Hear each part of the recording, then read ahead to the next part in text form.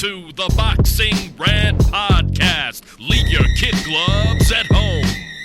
But I'm the best ever. My style is impetuous. There's no one that can match me. I'm the most brutal and vicious and most ruthless champion there's ever been. My defense is impregnable. Anybody can get it. What up, fight fans? Welcome back to episode 324 of the Boxing Rant Podcast. I'm Kenny Keith, and I'm joined, as always, by Vince Cummings. What up, Vin? What's going on, brother? You know, leave it to me to make some ridiculous statements on a previous podcast, and then the next day, all of my statements just get shit on completely. There's no chance I'm going on vacation on that note. Now, Eddie Hearn ain't sending me on vacation with no L, son. We gonna have the last word in this motherfucker. Yeah, so it's a 2-episode week because all of a sudden, boxing vomited out a bunch of fight announcements. So that's where we're at. And you know what, man? I don't really fucking mix it up with a lot of people on Twitter because the people that like to mix it up on Twitter are fucking idiots. So, you know, it's like, but sometimes I will. And I came out early with the hardline prediction on who's going to win Anthony Joshua versus Alexander Usyk. And I tell you what, man, there may be 300,000 acres burning in Southern Oregon right now, but boy, did I set some fucking pubes on fire yesterday. Dude, I love it. I love when you get going, people start going at you. You just fucking scorch earth, people. I love it. Anyways, we appreciate all of you tuning in to this bonus edition, right? Hold on, Ben. Emergency episode. Ain't no fucking emergency. We could have waited till Sunday, motherfucker. Yeah. Emergency. There's only 2 emergencies in my life right now. My wife's about to give birth, and sometimes you eat the wrong thing on a hot summer day. I was going to say, the only emergency I got is where's the closest place I can take a poo, Ken? Oh, you must take fucking pronoun poos. You know what I mean? Who calls it poo? He called the shit poop. I watched that fucking movie, Billy Madison. I watched that recent. Fucking thing is so dumb, but it's awesome. Oh, it's great. Oh, it's awesome. But anyways, we appreciate all of you tuning in. Follow us on Twitter at Vince Cummings 81 and at Kenny Keith Jr. Drop by the website, theboxingrant.com, and subscribe to the show anywhere that you can get an audio podcast, and the video version of the show is available on the Boxing Rant YouTube channel. All right, Vin, let's get right down to it. Episode 324, Emergency.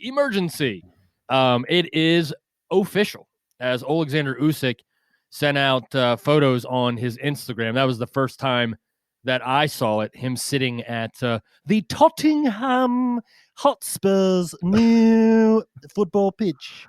But he looked like he was sitting in the bar signing his contract. I screenshotted the picture, sent it over to you, and you were like, well, shit, there it is.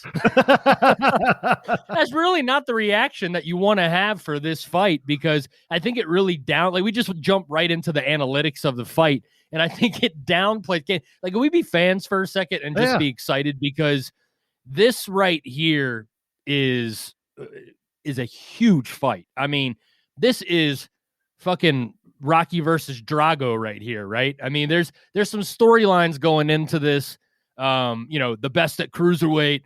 I mean, the best at heavyweight. I don't think Joshua's the best at heavyweight, but that's how they're going to sell it, right? These two guys, gold medalists, right? The whole shebang. I'm fucking pumped for this fight. This is the fight that I wanted for Usyk all along, and this is the final step. It's like Yoda told Luke Skywalker right before he fucking disappeared into the Force. He said, "You will not be a Jedi until you confront Vader. You must face Vader." Right? And this is his moment. This is where Usyk can become the Jedi Master. Or does fucking Vader just hit him with a fucking a fucking chokehold. Look, man, I love the fight, and you're right. It should be celebrated that we're getting this fight. Like, probably, honestly, whatever you think of what Usyk did in his first two fights at heavyweight, this is outside of Fury Wilder being made. This is like the next best thing you could get as a boxing fan in the heavyweight division, as far as a matchup goes, at least in my opinion right now. I mean, heavyweight's kind of stale, man. There's a bunch of middle of the pack guys that I really don't see as a threat to anybody. You may not see Usyk as a threat after those first two fights, but guess what? There's enough goodwill. There's enough in the tank that he's put out there and performances that we've seen from him. Where, you kidding me? You think you're out of your mind if you don't think Alexander Usyk can show up in a ring and outbox Anthony Joshua on a night. It's not like, I get it. Most people are going to be predicting Anthony Joshua to win in this fight purely based on size and power for the most part. But I think it's being over, that size advantage and that power advantage is being slightly over exaggerated in this case, because I don't think AJ fights like that anymore. AJ fights behind a jab these days. Nah, when he got hit with that straight right from Klitschko, that changed everything. Yeah, he's a much and then again by Andy Ruiz. The game changed. They turned into more of a boxer puncher as opposed to a guy that was what did Chris Mannix say after he was duly put on the mat? I can't get the fucking Andre's dick out of my mouth. Oh, sorry. I think that's what he tried to say. Yeah, it was something like, Joshua's a poised finisher. Watch him go to work, and the next thing you know, he's getting fucking knocked out. But look, I as a boxing fan, I'm fucking pumped. I will say this, and I know everybody is praising Anthony Joshua for taking this fight. And I'm not taking, like, I'm glad he did, because he most certainly doesn't have to. He could have gone any other route. He's going to sell no matter who he fights, and he's going to keep his UK fan base no matter who he fights. They fucking love the guy. But let's be honest here. You're talking about a guy who moved up from cruiserweight and petitioned the WBO for this fight. This fight is not happening without him doing that. This situation in Anthony Joshua's case is, you either take this fight or you drop the belt. So the choice is yours. You can do whatever you want. Now, lucky for us, he decided to fight Alexander Usyk, and thank God he did, because we've seen, at least in the recent times, that guys will drop a belt to avoid a fight. It doesn't happen all the time, but it happens. But I also think that if Anthony Joshua had dropped a belt and avoided this fight, any real boxing fan would have absolutely fried him, and it would have been called a duck.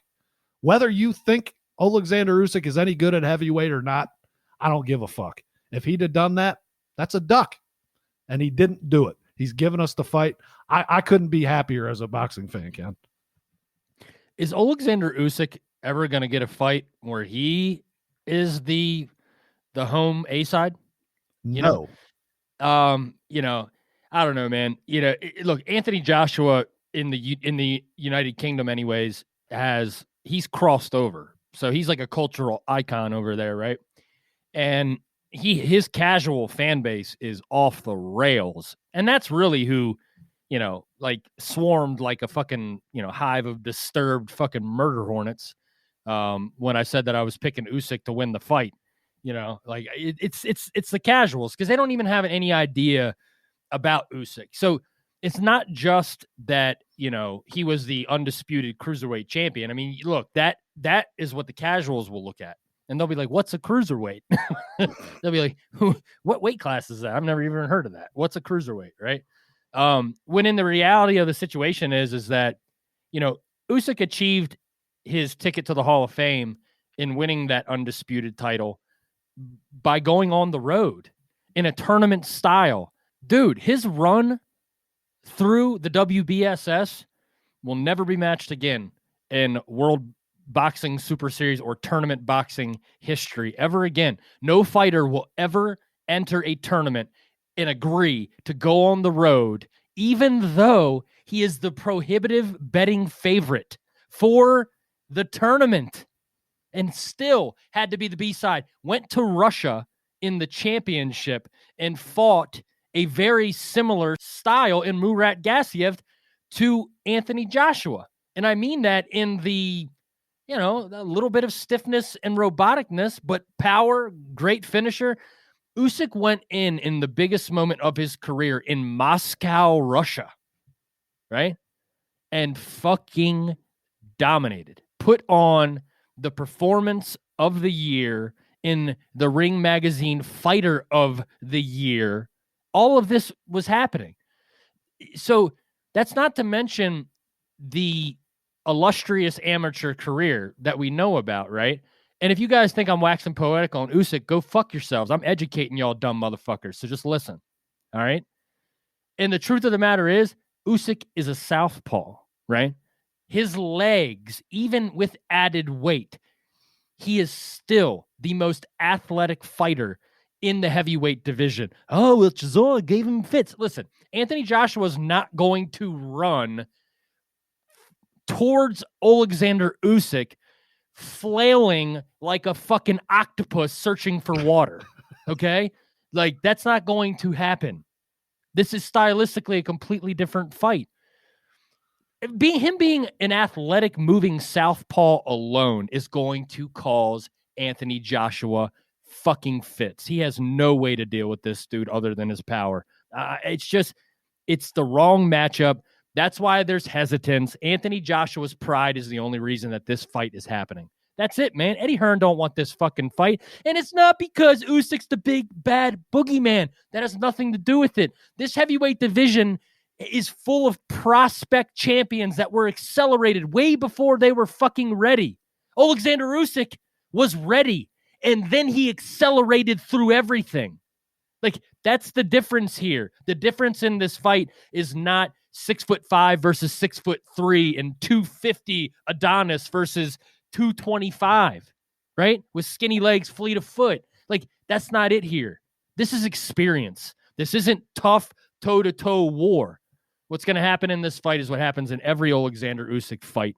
It's going to start off slow. AJ's going to win early rounds, and he may even land a big shot on Usyk. Usyk goes up into the earmuffs against the ropes, and then he goes to work in the third round. The snowball gains momentum as it does every single time. And Anthony Joshua may be so tired by the end of the fight. Usyk might be able to stop him, but I think it goes to the cards, and I think Anthony Joshua wins. Look, I don't think that's a ridiculous prediction. That's not where I would go with this fight, only because I have some doubts about Usyk as a heavyweight. That's just because of those last two performances. But along with those doubts, I also know the level of fighter that he is and what he possesses as a skill set. It's nothing to fucking shake your dick at, Ken. Because, look, Anthony Joshua has not faced a boxer as good as Alexander Usyk. We haven't, when we saw him face a boxer, I would say that in that Klitschko fight, Klitschko decided to box. He used the ring. He was up on his toes more than we're used to seeing him do. And I think Anthony Joshua struggled at times with that. Now, I'm not saying Usyk can do the same thing, but it's something to keep in mind when you're thinking about the fight. My biggest problem is I find it hard, especially being the way that Anthony Joshua fights now and his adapted game with, I think he throws like, he's like 65, 70% predominantly jabs now. So he's throwing that many jabs. This is going to be an even more jab heavy attack. So Usyk's going to have to navigate his way in, and I don't think it's going to be easy. And you said, third round, the snowball start rolling downhill. That's where you're exactly right. That's what normally happens in an Usyk fight. I'm not sure if that's able to happen in this fight. That jab might cause enough problems and be powerful enough and long enough for that to take more time than it should. Okay. It's just one of them things. I don't trust Anthony Joshua in this fight. Like, I'm picking him, but I have serious doubts in the back of my head of whether he can beat Alexander Usyk. But to me, the difference is the jab of Anthony Joshua in this fight. And I think honestly, it's going to be a rather boring fight. Now, be that as it fucking may, that's not going to take away any of the excitement factor or any of the buildup for this fight for me. But I just think Anthony Joshua knows how he has to win this fight, and it's going to look a lot like the second Andy Ruiz fight. Jab, move. Don't let Usyk lead the dance as much as, he's been able to against other fighters. You lead the dance a little bit. You march Usyk around a little bit. Whether he can do it, we'll find out on the 25th of September. But I hope he comes into the fight and does exactly what he did against Andy Ruiz. First fight and second fight. I hope he does a bit of both, honestly. If he prepares for a southpaw who moves the way that he prepared for and uses a game plan like that he did against Andy Ruiz, I mean, good luck. Yeah. I don't see. That's the part I don't see, right? I see Anthony Joshua can hurt Usyk. That's it. And he might knock him out. Like, there's nothing fighting. Look, putting on like a slicker, lighter, sleeker performance against the 300-pound Andy Ruiz that showed up in the rematch. Give me a fucking break, man. That guy, you may as well have just put a concrete column in the middle of the ring. Right. You know what I mean? Like that couldn't be more the opposite of Alexander Usyk. So in that performance against a 300-pound fat, sloppy, not preparing, doesn't give a fuck about boxing, and you got to carry him because you're afraid to be knocked out. You know what I mean? Like that's what I saw, dude. Like I get it. I'm not shitting on your angle on this. I'm just saying, like, I don't know. Anytime I hear Andy Ruiz's name thrown in to this, it like triggers me. I'm like, well, why are you couldn't pick a worse person to compare Alexander Usyk to? That, like, take away the fact that one is like an elite world fucking athlete and the other one's a fat fuck who punches like a mule. Come on. Yeah, my comparison is not of Andy Ruiz and Usyk; it's of his game plan in that fight. I know. And more than anything, I look, it's just one of them things where I haven't seen Usyk be able to be the Usyk that I remember in the WBSS and on that run. Yeah, I'm not saying I don't think it's possible. I'm not saying that maybe he didn't fucking sandbag it a little bit in some of those fights, do enough to win and get out of there and not create, an aura around him that's like, I don't know about that one. Not. We don't need that in our life. He's looked bad enough in those two fights that I think everybody's like, shit, I'll fight him. Didn't look that good. It is what it is. It's a great fight, dude. It's honestly the second best fight in the heavyweight division. That's all that fucking matters at the end of the day. And I don't give a fuck who wins one way. I don't have a dog in this race. I don't have a horse in this race. I don't care. I'm glad it's happening. And the heavyweight division that 3 months ago, had zero direction. It was a division that is lost. Now has 4 of the top 4 combatants, in my opinion, in 2 fights against each other. I'm fucking happy, dude. Yeah, man. There's every reason to rejoice. This is, the kind of matchup, regardless if it's a stinker or not, like the tension in this is going to be palpable because people, especially, dude, Anthony Joshua's following is no joke.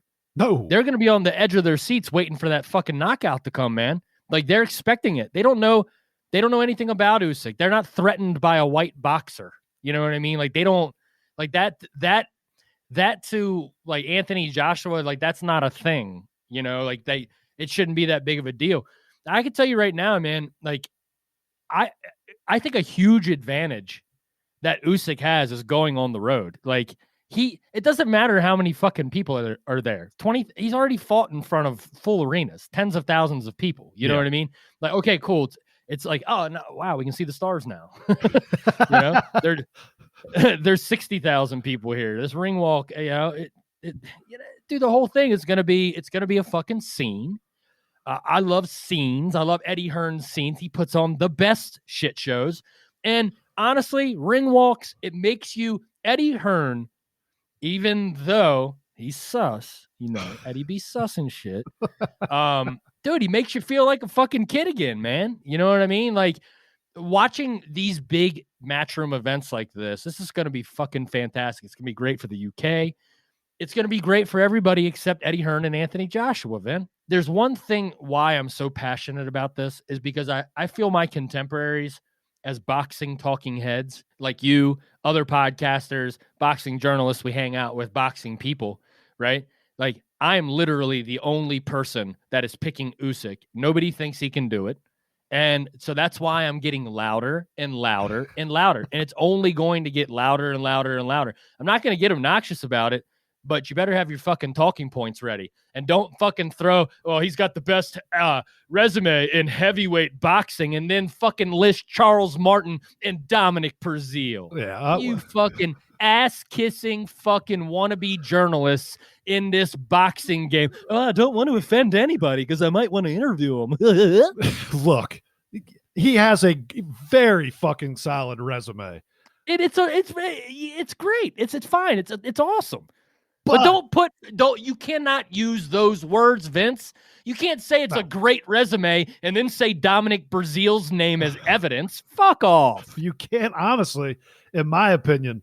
I mean, I know Klitschko's on that list, but you're talking about a 42-year-old Klitschko off a 2+ year layoff. Off of a loss. Yeah. I mean, yeah, it's a hell of a win, but did you really beat the Vladimir Klitschko, or did you beat... He almost got knocked the fuck out. Yeah, or did you beat a version of Vladimir Klitschko? Because the one that I saw in that fight that dropped him in the 5th round 3-4 years prior, that would have been night. That wouldn't, you wouldn't even have seen the bell of the end of that round. So there's all kinds of nuances to this stuff, and how prepared and how good actually is Anthony Joshua. We saw him lose to Andy Ruiz. To act as if Alexander Usyk has no chance to beat him after we literally watched him lose to Andy Ruiz is retarded.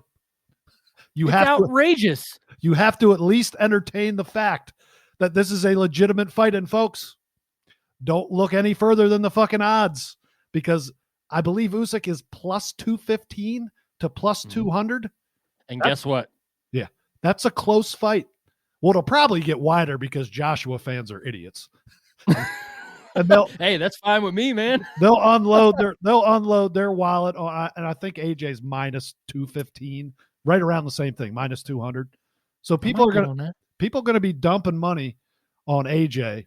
There's going to be some sharp money, some big sharp money that comes in on Usyk, though. I guarantee it. And it's probably coming in right now early because they're thinking the same thing. Maybe it does tighten up a little bit, but I don't think it will. Joshua's got too many people that can't wait to open their wallet and bet on him in this fight. Oh, you're exactly right. And yeah, I mean, I wasn't going to say it on live radio, Vin, but you've outed me. I'm the sharp who's going to make the whale-sized wager. So you taking Usyk by knockout? No. Point. No, I'm taking Joshua by decision. Like that's where my standard bet goes. But yeah, I mean, I'll put money on the I don't know. My betting site still does late round wagers, so I'll probably end up doing something 10 to 12 around there. Spread some money on the props in that way. Usyk by knockout, Joshua by knockout, and a draw. I mean, you got to play after watching Jermell Charlo versus Brian Castano. If you do not put action on the draw, especially in big fights, especially in this fight where you have a country and a promotion's cash cow at stake here. That's why I'm surprised you're picking him, because if you're picking him like in your prediction, I'm thinking you're predicting a knockout or a stoppage. No, I told you. I thought I said my prediction. I thought I accidentally gave it away 2 months before the fight, before the actual preview. No, I think Usyk's going to box his ears off. And you think he wins the decision? No, I think Joshua wins the decision. I'm picking Joshua by decision. That's my official pick for the fight. Okay. I'm picking I'm picking Alexander Usyk to win a clear decision. Look, you got to people need to understand this, right? We are at a point in this sport as boxing fans where at least I can speak for myself, where you have to separate it. You know what I mean? It's not the same fucking thing, man. You know, these are two completely different things now. Yeah. So, you know what I'm saying? Like, I don't know. It's just, I've seen it too many times. I've seen this script has been written too many times. You saw it with Canelo and Triple G. You saw it with Kovalev and Ward. You know, the Kovalev Ward fight was a lot closer than the first Canelo versus Triple G. Yeah. But I did think that Kovalev clearly won. There's certainly the knockdown. There's certainly an opinion that exists from not just you, plenty of other people who feel that way. And then there's ones on the other side. Neither one is right. Right? That's your opinion. That's what you saw. Somebody else saw something else. Who fucking cares? Yeah. I mean, but I've just seen it before. This script, they're just like Hollywood right now. They can't come up with a fucking new idea, so they're just rebooting the shit we watched when we were kids. I mean, look, we just saw it this past weekend. I don't necessarily call that a robbery, but it's definitely leans towards that narrative of, I mean, he's just not really our guy, so he doesn't get the benefit of the doubt on these scorecards. Yeah, and I don't know anything about the contracts, right? But it's a mandatory defense, so I don't think that are required to put a rematch clause into this. I mean, I'm sure AJ has one. Whenever he loses, 80% or 75 to 80% of people are saying this is what they saw, you probably most likely that is the correct outcome that should have happened, and it did not. No, it didn't. And unfortunately, I'm not to sit here and say like, no, he's going to get screwed. So, that's not even really what I'm saying. I don't know. I'm just reading the tea leaves, Vin. You know what I mean? People walk into my tent, right? I look into the crystal ball, and what she reads is what she reads, Vin. Okay? I know it, brother. I know it. So I could be dead wrong, but remember this.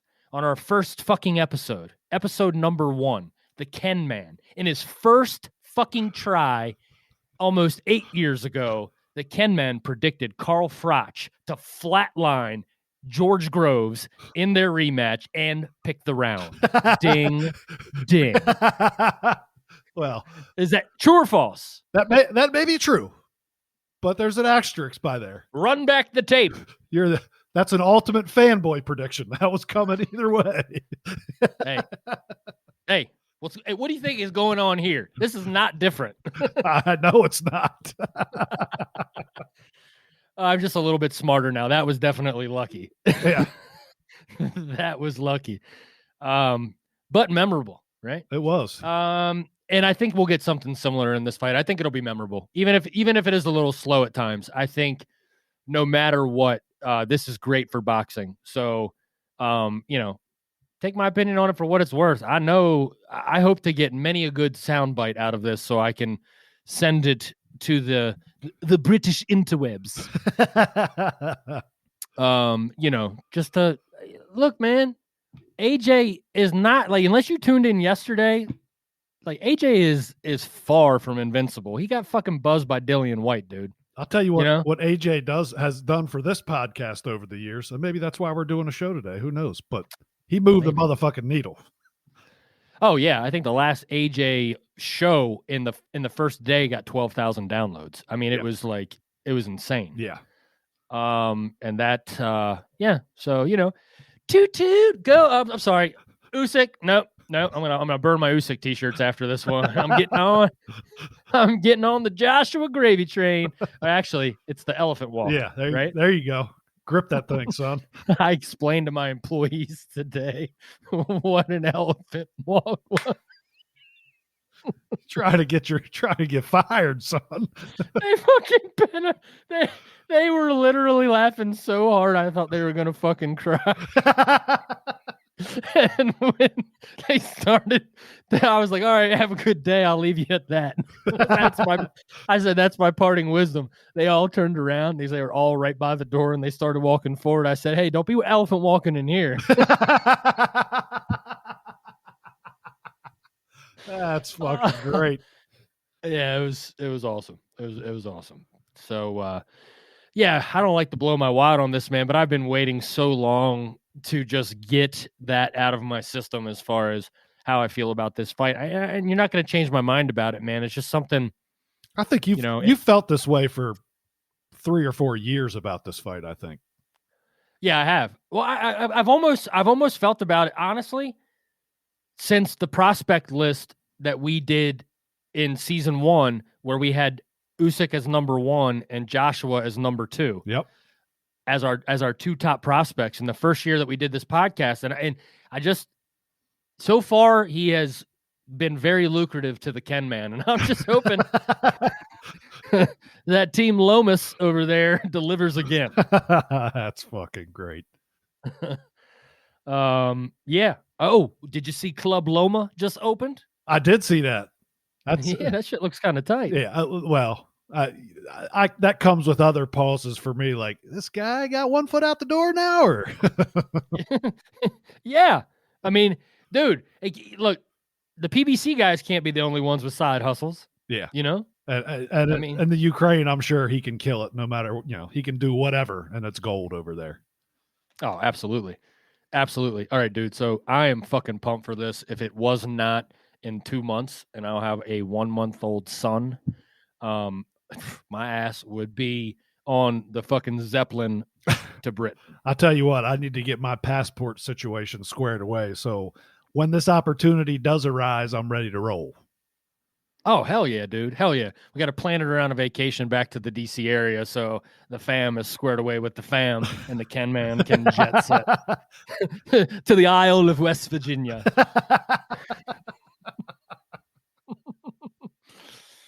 Oh, dude, I just looked at my Twitter feed and my boy just popped up wearing a shirt of himself. Ruslan Provodnikov. Oh, just dude standing in front of a ring wearing a t-shirt of Ruslan Provodnikov.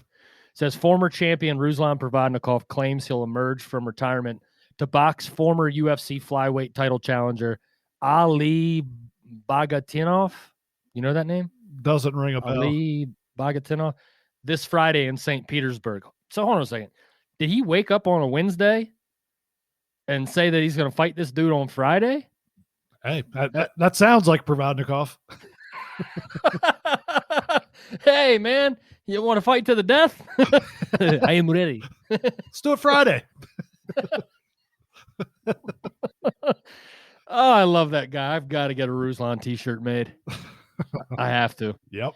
Oh, and hey, just to all the listeners out there before we move on, I'm in the process of building out the TBR swag store, so it's coming. I'm just waiting for the designs that I've submitted to the company that is going to produce them for us to be approved. And once they're approved, then fucking have at it, man.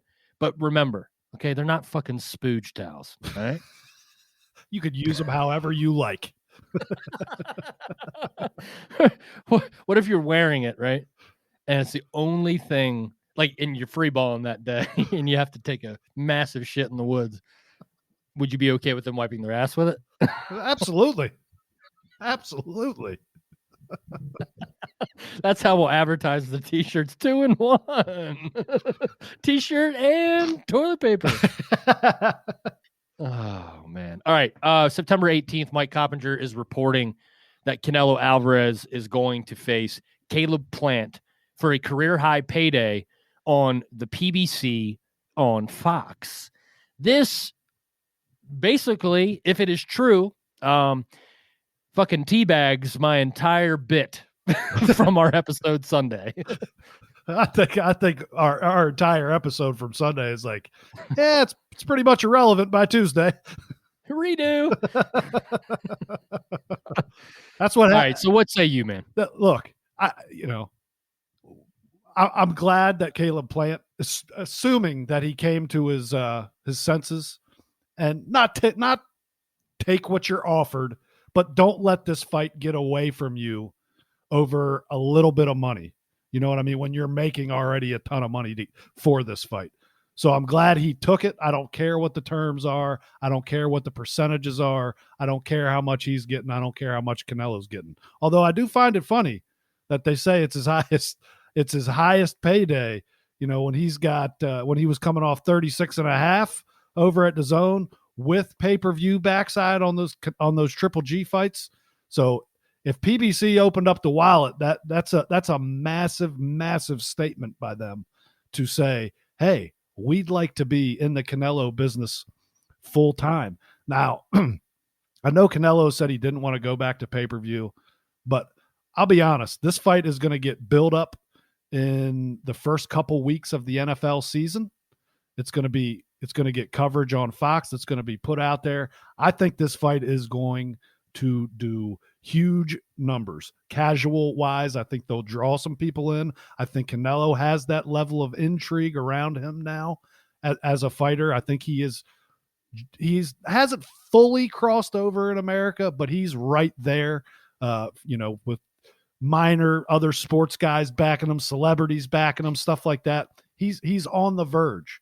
The fact that Canelo has been able to go through this division, whether I think they're a bunch of sorry UK white boys or not, all right, however I've painted them, this is a hell of a feat that this man is trying to pull off.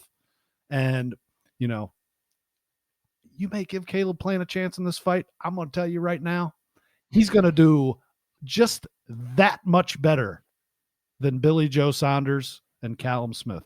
That much. Canelo going to ice this dude late, Ken, like he always does. He's just a killer, and Caleb Plant has not been in the ring with any type of fighter that is anywhere near the level of Canelo or been in an atmosphere anywhere near like that big pay-per-view against the number one pound-for-pound fighter in the world. Caleb Plant is going to be deer in the headlights, and it's going to come at him quick, and I think he might survive a little bit, and he's smart enough boxer to know how to get through 5, 6, 7 rounds, but the wheels are going to come off towards the end of that fight, man. Yeah, dude. He's just it's going to be just like Billy Joe Saunders, except he's not going to look like an asshole doing it. Right, you know what I mean? Exactly. I don't mean to jump the shark. Caleb Plant stands no chance in this fight. If that ruins it for you, I honestly don't give a fuck. I paid my $100 for my subscription already. So, you know what I mean? I am so sorry. I get fucking Canelo Plant to Unify 168 and then fucking Joshua Usyk back-to-back weekends on DAZN. And then I got how many fucking layers of skin left on my D. And then you got Wilder Fury after that in early October. Yeah, so they claim. Yes. Let's wait till October 2nd at about midnight before we know that's fucking happening. Before we officially announce it. Yeah. Jesus Christ. We'll be like the major news networks during an election. I don't think we can call it yet. Oh man. Yeah, look, if you're looking to be like super pumped about that, be excited. Canelo's going to put on a fucking show, man. Yes. Against a good solid boxer. But there's a big difference between being an elite world champion and being a title holder. I mean, in the 4-belt era, we've seen Caleb Plant, like, it's like he's been cloned fucking like 150 times. Yeah. This is going to be something he's never seen before. You hit the nail on the head, dude. When it comes at him, it's going to be thunderous. It's going to be powerful. And he's never seen it before. No. Yeah. How do you expect these title holders that have literally never been in a 50-50 fight their entire career? How do you expect them to manage themselves in the ring against Canelo? He's fucking unattainable. His toughest fight of his career may have been a 70-30, 65-35 fight.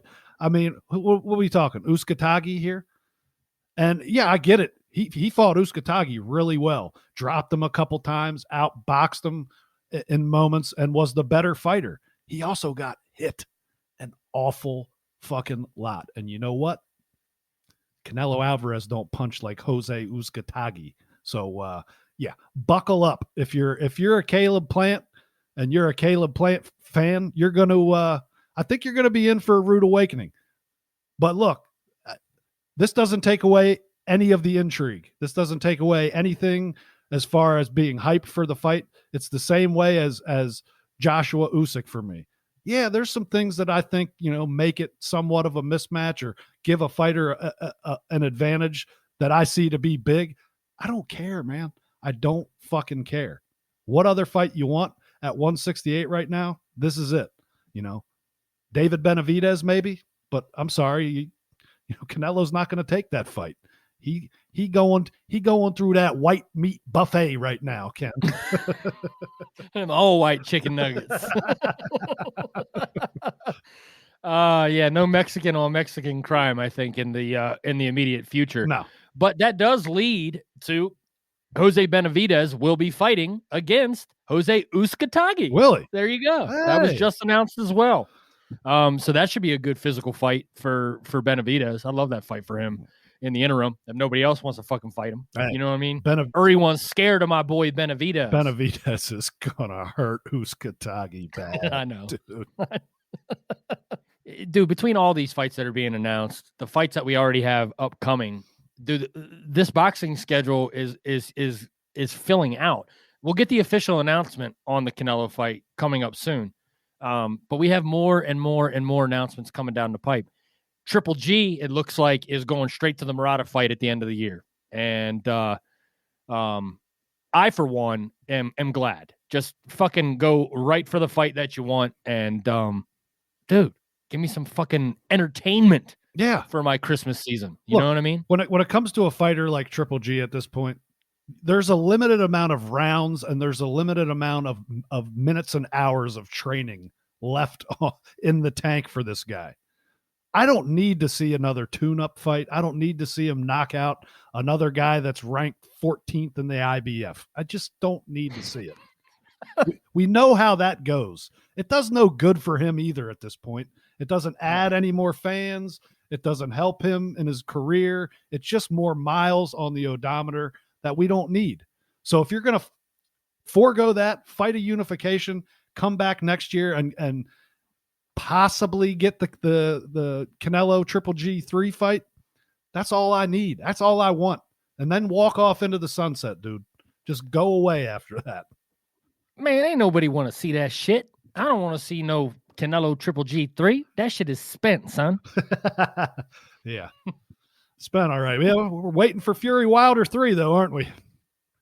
You can be waiting a long time. All right. We appreciate all of you tuning in to the second episode of the week, episode 324 of the Boxing Rant podcast. Follow us on Twitter at VinceCummings81 and at Kenny Keith Jr. Drop by the website, theboxingrant.com. You can find the podcast anywhere podcasts are available, and the video version is available on the Boxing Rant YouTube channel. So I guess we'll be back in a couple weeks unless boxing vomits some more fights for us to chop up. Nah, we on vacation, so we on break. I'm clocking out.